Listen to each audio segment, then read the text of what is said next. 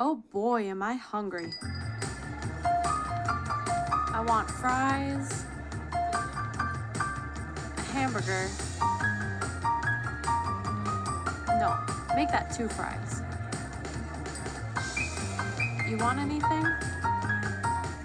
What's your special today?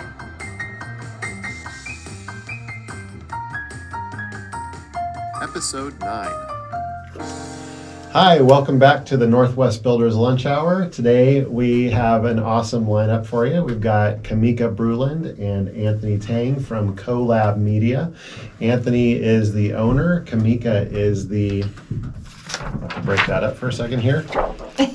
Anthony is the owner, and Kamika is the production stylist and staging designer with CoLab Media. So we go back a little ways, but we're excited to get to know each other a bit better today. We have lunch from The Brick, and it all looks pretty good, so hopefully you've got something to eat as well. Grab a bite and enjoy, because we certainly are. So I like to get the podcast started with just a little bit of background. Of course, the reason that we're doing this podcast is to help builders in the Pacific Northwest run their businesses more profitably and be more effective. And so ultimately, we'll like to hear about how what you guys do can teach them how to do that with their business to be more profitable and effective. But let's start out with, how did you guys get where you are today? Yeah, so CoLab Media started 3 or 4 years ago. I was working as a project engineer, building schools, high-rises, multifamily, and I was just away from home a lot. I'd leave the house at 6 a.m., get home at 6 or 7, and I had 2 kids at home. So it wasn't much of a life. I drove to Bellevue, I drove to wherever the project was, that's where I drove to. Mm-hmm. So I wanted to start my own business, and I guess the only other skill that I had was I was flying drones on the job site, and I was doing construction documentation with 360 cameras on the job site, and I was doing BIM modeling. So I took all the nerdy things that I knew, and I offered that. I left to offer that to business owners to help with marketing. Awesome. And from there, that was my start, and I thought I was going to make a bunch of money off Google virtual tours, but I didn't know how to sell. So I didn't sell many virtual tours. Yeah. And then I got into real estate photography, and I did really well. I became one of the best photographers in Thurston County. Nice. And from there, that was kind of the base of CoLab Media.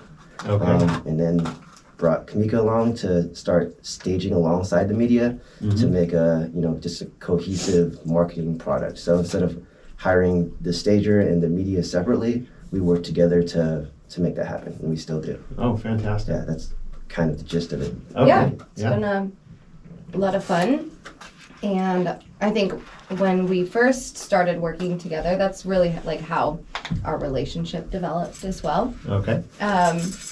He had asked me to do hair and makeup for one of his clients, so that's my background. I come from the beauty industry, worked as a makeup artist for like 7 years, and then I was also a hairstylist at the time, and I thought I was going to have this big, amazing salon, and realized that wasn't for me. Standing behind the chair, doing like basically for 6 hours at a time, just wasn't where I saw myself, and so I like to be able to travel and do the hair and makeup and help people feel good, and it's just a lot easier to do that for Anthony, and so started working with him doing that, and then I was going with him to photo shoots all the time. We just kind of started hanging out. It was a lot of fun. But yeah, so then I would go to photo shoots with him and kind of be moving things around, and he's like, babe, come on, gotta go. Like, don't have time for that. And then it's not in the budget. They're gonna think that every single time I bring like a stylist to do the house, like we gotta set our expectations lower, or I have to raise my prices. So stop moving stuff around. It's just like, it would only take a minute. It'll only take a minute. Yeah. So being, coming from the creative background that I have, and being, I just always like to make sure like everybody's happy every time, and so. I sometimes even get the pictures. Budget. Exactly. That's going above and beyond, right? You get staging and you get free staging. But no, so then we started out with just doing some light staging. We added that on to, like as its own, like as an addition to media. We'd come in and do light staging for. We had like an hour prep for we had 3 or 4 bins. We do bathrooms, towels, kitchen decor, a little bit of declutter. Okay. I think that answered the question I was going to ask. So is light staging like setting up how the light is projected, or is it like not a full stage? So light staging is bringing in, a little bit of decor items to enhance the space that's already there. However, it's being lived in. Like, so a It's bathroom usually isn't totally empty or right. It's something. usually being for occupied homes. Gotcha, Is light okay. staging. And some vacant houses, I think light staging in vacant houses looks kind of. It looks a little silly sometimes when you Yeah. put a plant in the corner of a living room. Yeah. Yeah, or some pillows on the floor. Sad, lonely place. It really is It sad. looks a little weird. But if there's like a nice fireplace, the like awning, we can kind of spruce that up. Always kitchen and bathrooms, of course. Yeah.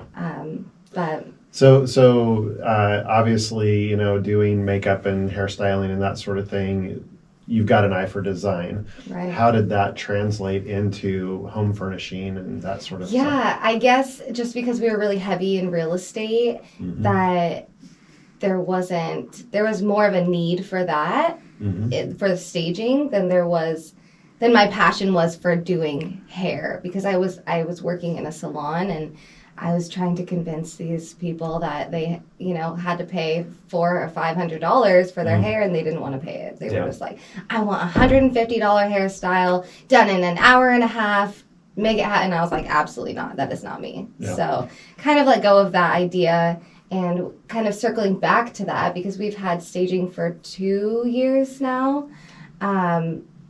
Focusing more on the media production, styling, which is that's what I started out doing with Anthony. Yeah. Originally. The hair and makeup, and then sort of the directing for the video shoot. So as I'm getting the camera settings correct, I'm getting the lighting set. She's directing everyone on what they're going to say, how they're going to act, or what their role is inside that video. So then I don't have to do both, because I can't do both at once. Right, Yeah. right. So you're not only staging the home for photography, but you have live actors that are, or the real estate agent, or Most of the time, someone's Yeah. in most of there the time actually it's a real sharing estate about it? broker. Mhm. Yeah. Yeah. So Okay. help scripting, whether Yeah. it's like, and that's not only just for staging, it's for any business that we do the media. So there's kind of 2 sectors to just kind of clarify what we do, because we do everything, Yeah. It's like an umbrella basically, and all these different things that we do because we're creatives. It's kind of hard not to like touch in every bucket, Yeah. So we do have the home staging. That's where it started, was doing a hair and makeup for the client who wanted to be in her video. And then me just kind of like moving things around in all the houses that we were always in.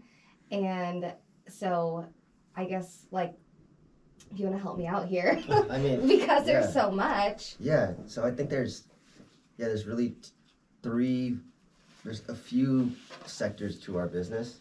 The first sector is the real estate photography and staging. That's kind of bundled into one. So we stage the houses and do media for the houses. And then the other sector is helping business owners do their marketing. So helping like restaurants, bars, community centers, apartment complexes, helping them market with photography and video commercials. And then the third one, my favorite, is construction, documentation, and renderings. So, yeah, that's And you've got a background in that. yeah. So, because I have a background in that, I'm able to like do the construction documentation and get the shots that the designers are looking for, and really showcase from their eye. Right. So tell me a little bit about how you got into the drone photography in the first place. Yeah. So I was working for Absher Construction, and I was doing all the photogrammetry for the job sites. So for Emerald Queen Casino, for Annie Wright, what I would do is create a flight plan and map those buildings for progress. So every week I would go to each job site, and map it out in a 3D model of the building. And we would use that for obviously documentation, but to overlay it on our models to see where we're at, and also progress photos. So that's when I loved flying drones at that point. I was like, I could do this every day forever. I'm so sorry. Excuse me. I apologize. No But problem. let's take it back just a little bit. Yeah. You're really enthusiastic about this, and I'm loving the energy. So, Yeah. Just take it back a couple sentences. Okay. So I was So you're mapping out the job site. I was mapping out the job sites for Emerald Queen Casino and Annie Wright schools and a bunch of other projects. And I would be flying the drone a few times a week, going out to job sites, and I realized that I love flying the drone. I could do this all day long. I could go on the computer and map it out and take pictures and figure out how to edit them. I was in my zone. Right. And from there, I was like, I can do this full time. Everyone needs drone photography, I thought. I mean, they do. I believe they do now. Yeah. But I mean, when I first started, it was hard to sell. Yeah. So let's talk about that a little bit, because you are selling that now. Yeah. And you mentioned at the very beginning, I went this direction, but didn't really know how to sell it. So Yeah. what have you learned? What's been propelling the business? I have learned in how that to direction? sell. Yeah. I've learned how to sell with just learning from books, Grant Cardone, and then Me. I mean, also her. She is I a need great. some credit. Okay, she's a great saleswoman, and then Alan's course has helped me to be a better salesman and handling objections and Right. guiding the sale. But also over the last 3 or 4 years, my ex-employers wouldn't hire me for jobs. They would want to hire me back to work for them. Really? So it was like, hey, so I started a business. I offer 3D mapping. I offer 3D scanning, and they're like, do you want a job? I'm like, no, I have a Yeah. service. Right. And then later, 2 years later, 3 years later, they reach out to me and say, hey, we have this in the spec that we need the whole building scanned. Oh, no kidding. Right. And Yeah. then the marketing manager from Absher reaches out and says they need architectural photography for one of their projects that they finished. So Okay. it And was, I think a lot too is because you really became friends with these people, Yeah. all of your old bosses. So on Mhm. Facebook, he goes out whenever he doesn't, whenever we're not working, just for fun, we'll go and he'll just take his drone out and fly it around and take pictures, and he's constantly posting, all these buildings, whatever it's downtown, anything that he sees, he's just that's gonna be a great picture. That I'm gonna go back tomorrow and do that, Yeah. And I think they see that, and they've seen over the last couple of years his work, and then they're like, oh yeah, okay, Yeah. I do remember him. I remember he called me Mhm. 4 or 5 times. We should call him. Yeah, it's So just really keeping it in front of the people. so maybe Yeah. my sales didn't get better. I just kept repetition. yeah, I just stayed in the portfolio game. grew Could it be and- both? Yeah. Yeah. And your sales Awesome. are definitely better. Learned how to, have a better conversation. Definitely Alan and Luisa's, sales mastery. Alan and and Luisa's their coaching. mindset has changed my mindset. I used to have an issue with giving out what I thought was a high ticket sale. So anything above $3,000 to $5,000, I felt uncomfortable sending the quote, even though the person would be like, hey, yeah, we want to work with you. Send it over. There was something inside of me that I had to unlock. And Yeah. Alan and Louisa helped me unlock that. That's awesome. Yeah, I'm worth it.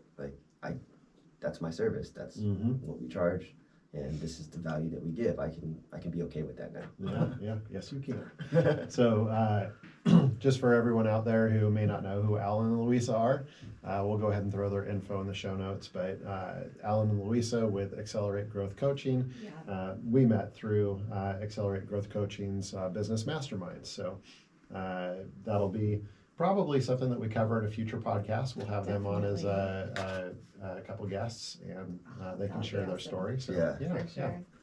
But Alan and Louisa are a great example of how just reaching outside of your circle can help you find the talents, the inspiration, the information that you need in order to grow your business. And of course, Absolutely. that's what we're hoping with this podcast as well. So Definitely. Yeah. Yes. so that's awesome. it sounds to me, you guys have both described yourself as creatives, and I see that.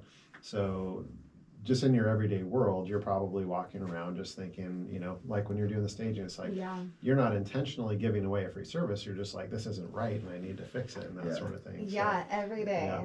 Yeah. Sometimes I'll like be in a store and I'm like literally organizing the walkway and this blanket, like color coordinating things, like for what, But And it's sometimes just I do that with marketing. Like I look at their website and talk to the business owner. I'm like, you tweak a few things. Like, Yeah. like I have to tell you. Right. Well, and when you're doing that, that's giving something for nothing. It's just out of kindness and paying forward and all that sort of stuff. I mean, that's Yeah. And if people don't accept that with grace, then that's on them, not on you. So, awesome. What you're talking about is I've been in the construction industry for about 30 years, and the whole idea of someone drone mapping a job site 30 years ago wasn't a thing. And Yeah. so for people who are maybe getting this as kind of new information, maybe they're seeing it in a spec for the first time. Yeah. Is this an industry that has are there many people doing what you do? I guess that's probably the way to ask it. Or There's are not. you kind of pioneering? I'm sort of pioneering. So the companies that are doing it are bigger companies, general contractors who are building a lot of big buildings, have big budgets for more of a like prototype type research and development.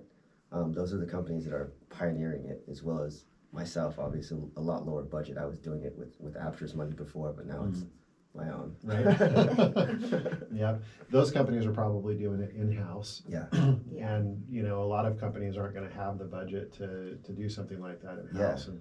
Yeah. And I'm a little bit dumb about drones, and I'll admit that up front, but I know you can get a drone for not a whole lot of money, but Yeah. I'm guessing that the equipment that you're using isn't probably the stuff that you get off the shelf at Costco or Walmart. Yeah. And taking the video footage is only a part of the whole process. I mean, making something useful out of that Exactly. is That's probably right. out of the reach of most. That's what I tell people Yeah. anybody can fly a drone. Not most people can fly a drone. If you can play a video game, you can fly a drone probably pretty well. But taking that information and making it useful, taking that information and overlaying it and getting material measurements for like the dirt work or overlaying it for survey. Those are the things that are valuable. Yeah. And it's not just flying a drone. Yeah. Right. So, can you tell me about some stories where the services that you guys have provided have helped the builder make their project more efficient, or maybe sell it sooner than they would have otherwise? Or Yeah. So I mean, that's a really open-ended question. It's probably like, well, yeah, 100 Yeah, times. So. I know. I think there's a lot of examples in different sectors of business. So I'll go off the construction sector, and she can go off the staging and media. I did an as-built for a house in Olympia for an architect in California, and I was able to do the complete as-built in 2 hours, scan that, convert it to a Revit model, so then the architect could take that Revit model and move walls for the remodel. Wow. And it was affordable. I charged them like $1,500 to do it, whereas they're a California company. Yep. They would have to hire somebody to go do the full as-built and then do the detailing for the Revit model, right? You would take all the measurements and then draw it. I took a point cloud model and then converted that to a Revit model, and I just gave them the Revit file. Wow. So that saved time for the architect, which in turn the builder probably gets the project faster. Yeah. Because it just moves the ball along faster. That's awesome. Time is money. Yeah, So, I have a lot of examples of that, but yeah. let's talk about. Yeah, definitely. Back to me. Thank you very much. So I guess with staging, we have this one. We actually made a TikTok out of it because it was pretty hysterical. It's actually really shocking, and scary at first to deal with something like we did. But so basically, we have a client who lives in Seattle. She lives out of like Olympia, but used to work in Olympia, live here, but now she lives in Seattle. Okay. And so she had a listing that had the tenants still kind of living in it, and they were moving out. They were cleaning everything themselves, and so she was coordinating with the seller and coordinating with me to figure out, when we could get in and stage and do media. So part of what our service is we can stage and do media all in one day. Oh, wow. And then we can literally have you listed by the next day. And so that's kind of why we started that. It started this adding on staging was because we wanted to provide a quicker, less, more efficient way of prepping your home to get it sold, So, we showed up to the house, and when they said it would be ready, and we walked into a not very clean home. There was like a pile of trash just like in the middle of the living room. There was food in the sink. Disgusting. It was just really bad. So we made this whole TikTok, and it was like when you show up as a stager and end up being the cleaner. Yeah. Well, I showed up early. Anthony was driving the truck, so I was only there like, I don't know, 5 to 10 minutes before him. And full pack. Our truck of was staging. ready to stage this house. Right. And he's got like a couple guys with him to help move the furniture, and they start unloading, and I was like, absolutely not. Like, you cannot unload this furniture. I'm like, put it back. It was so bad. It was so gross, and I was so nervous. I was scared. I had to call the seller, and I was like, or the broker, I'm sorry. And I was like, talking to Anthony, I was like, babe, how am I going to do this? How am I going to call her and tell her I literally cannot stage this house? Like, we're staging the house. She paid for staging. And I was like, house, no, right? there's no way, because it smelled so bad. Like, it smelled like animals. It was just really dirty. So we ended up I called her and I was like, I'm really sorry. Like, I really cannot stage this house. Like, but I do have an option for you. And basically we became cleaners that day. We called in like 2 other people to come help us clean. Like, it ended up being like an 8-hour clean day and not a staging day. Wow. And so yeah, we ended up cleaning the house. I still ended up doing a light stage, so I brought in some bar stools that were leather that wouldn't absorb the smell. Right. And I put in, the kitchen, the bathroom. Staged the bathroom as well. Yeah. But that was literally the only thing, the kitchen and the bathroom. And then we did we a ended virtual. up. Yeah, so we ended up shooting it right after that, and we did some virtual renderings. Virtual remodel, which it's something that we can do put in the editing process, where we can change the color of the flooring, color of the paint, kind of show them what they could do with the house. And so she ended up getting 5 offers, and like literally the next weekend, like over 1 week period, or I think like 4 days period, she ended up getting 5 offers. And then she sent out those photos of the renderings that we had done. The virtual renovation, which shows the current state.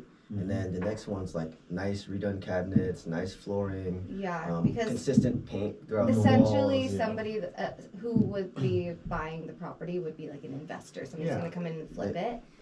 It's not moving ready. Here's your at fixer all. upper. Yeah. Here's after you fix it. Here's what you could do with it. Yeah. And she ended up getting an offer like well over $20,000 than they were asking. Wow. So it was actually a really great experience overall. Not something that I would want to ever do again. Yeah. But I'm really glad that I was able to go through that. And I think, we made a huge difference for the seller. She had to leave, and she left this mess, and I was like, just don't worry about it. We're going to take care of it. We're not going to be able to stage today, but, we ended up all coming together, and we had a really great team. We still do there, but, as we're kind of in a slower season right now, they don't come back until the spring, summer.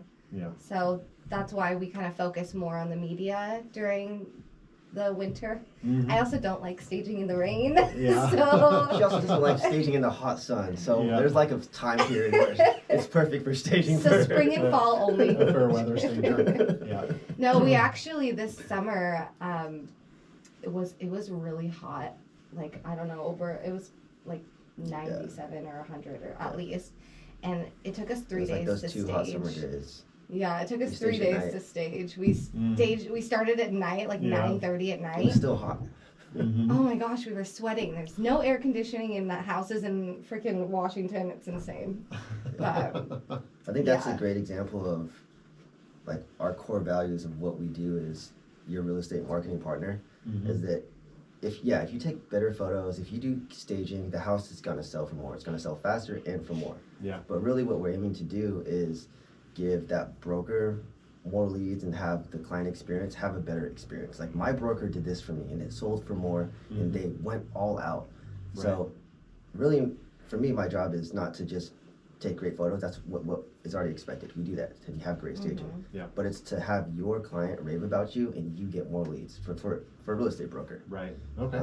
Yeah. That's more of our intention because if you take great photos and get a little bit a bigger commission, like it's about the end game. We're Yeah. in for the brokers to be successful long term. You guys are an investment. Yeah. Yeah.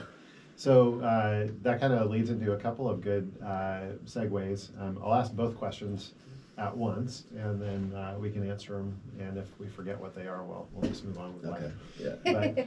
But first off, things are slowing down in the construction industry. Yeah. And so how is that impacting your business? And then the follow-up on that would be, if things are slowing down, how can you help someone be more successful? So that's part A and B of the first question. Yeah. The second question would be, we work with a lot of remodelers and stuff like that. So can you help a remodeling contractor work through a vision with their customer? Oh, for sure. Yeah, we can help them do the full rendering of their vision. If they're designing it, whatever their skill level is, we can take it to the next skill level. Okay. Of full rendering, 3D. Right. Yeah. So this is what we're starting with. I mean, kind of like that, just changing the carpet and stuff like that. You could put an addition on. Yeah. Yeah. And not only designers, but contractors before placing material for Right. So if a contractor doesn't have a designer and they're just doing like a cosmetic flipper, then that's easy for us to do. To match, to go Home Depot, you give me a floor sample and then we put it on, like you render it. Nice. So yeah. Okay. yeah, I guess with the media part, that's where that's more of his area and expertise. Like he would work with the dropper and the builder and the media side, come in and take the pre-pictures, have the after pictures. But I guess for staging, it's not so much interior design, like choosing the color of the flooring or the paint. I mean, I can definitely help with that, but I think a lot of times for remodelers, they have somebody, like usually in-house, that does more of the interior design Right. aspect of it. I prefer to help, once everything's done, and then you need to figure out, okay, where's my furniture gonna go, or how am I gonna make this work if we do change it. That's kind of what I like to help people feel comfortable in, in their home and make it feel like a home that they want to be in. Yeah. I'm seeing a lot of companies like Lexar, Highline, they have their in-house marketing where they are taking the renderings to the next level. Like they have drafting departments and then they put it in Lumion or Unreal and they do render them pretty well. So if companies don't do that and they want to, I can be that bridge and their marketing partner. Right. And those, the companies that you mentioned, they've got a pretty good budget. They're regional or nationwide. Yeah.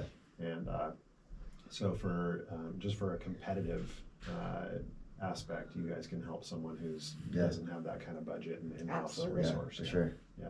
Yeah, and Awesome. as far as the real estate market and construction market kind of taking a slowdown, for us, I feel like I'm getting a little bit busier. Like I'm working with a architectural designer and a custom home builder to market tiny homes. Like that's their niche that they're going to get into for 2024. They're going they want to design tiny homes and build tiny homes. So I'm doing a marketing video for them and kind of putting together a marketing package. And I think that more contractors are going to push to do more marketing. But for me, I can see their marketing budget's getting tighter. Yeah. But I'm still here to help. Right. Well, and what would you say is of the services that you provide, what are the most effective? If a contractor wants to just get their feet wet, but they're not ready to jump in all the way. A video promo. Where do you start? A video promo. A branded video promo that shows their services, their service area, and their culture, and why they sets them apart. So an engaging 30-second to minute-and-a-half video that tells their story that people will watch and that they will share. Yeah. I think that's the best way to get bang for your buck. Right.